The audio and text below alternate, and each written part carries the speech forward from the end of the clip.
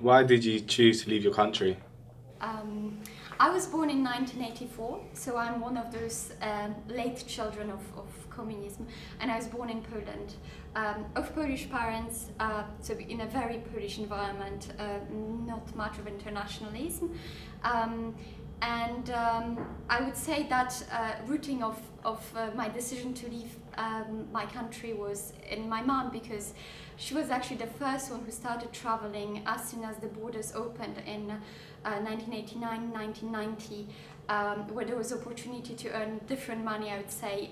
She was one of those people who traveled across the borders to France, where else, to Turkey even, to get some products, different products, to bring them back, and of course the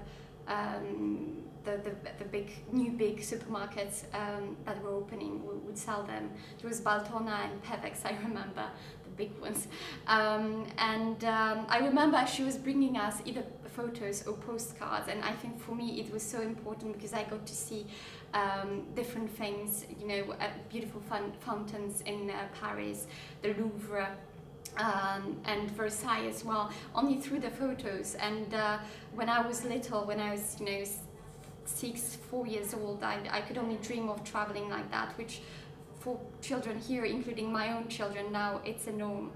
And when I turned 19, that was the first opportunity after my high school to travel as au pair, and I went to the UK with my sister.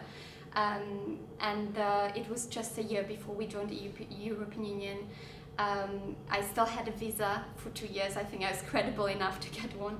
And it was wonderful. It was a cultural clash, a bit of a shock in a way, but it was all exciting, and I was welcomed with open arms. Would you say you had a lot of freedom? In my free time, I think all the children from the time I was brought up in, so I would say 1980s, were quite freely brought up, and that's in the meaning of play, not necessarily in rigor at home, but definitely when we were playing outside. So the free time was definitely a free time. There was nothing like, oh, this afternoon you have a play date with this child, and then you have a language class, and then you have a piano lesson. It happened, yes, but not as commonly, and maybe you would have one activity like that per week. The rest of it was very free. We got to decide what we wanted, and we actually spent a lot of time outside, either it was winter or springtime.